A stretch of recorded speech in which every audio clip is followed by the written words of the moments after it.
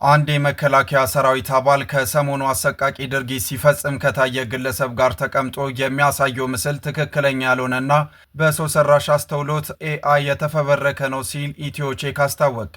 ሐሰተኛ ምስሉ እውነት እያደረች ትጠራለች፣ ተደብቃ አትቀርም፣ የጨካኙ የብልጽግና ድራማ በማስረጃ ተጋልጧል በሚል በርካታ ጽሑፎች ሲዘዋወር መቆየቱን ያስታወቀ ሲሆን ይህም በድርጊቱ የመንግስት እጅ እንዳለበት ህዝብን ለማሳመን የተደረገ ሙከራ እንደሆነ አንዳንዶች ሲገልጹ ተስተውሏል ያለ ሲሆንም ይሁንና ምስሉ ሐሰተኛ መሆኑን ሴንት አይዲ ዲቴክተር በመጠቀም ማረጋገጡን አስታውቋል። ለወቅታዊና አዳዲስ ፈጣን መረጃዎች እናት መረጃን ላይክ ፎሎ አድርጉ። ተሳቢ መኪና በቃጠሎ ምክንያት ሙሉ በሙሉ ወደመ።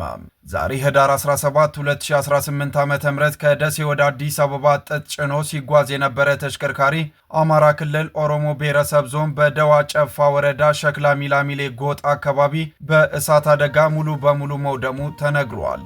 እሳቱ ወደ መኖሪያ ቤቶችና ወደ እህል ክምር እንዳይዛመትም የመከላከያ አባላትም ውሃ በጫነ ቦቴ መኪና ማጥፋት መቻሉ ተነግሯል። የእሳቱ መንስኤ እስካሁን የታወቀ ነገር የለም። ለወቅታዊና አዳዲስ መረጃዎች እናት መረጃን ላይክ ፎሎ አድርጉ።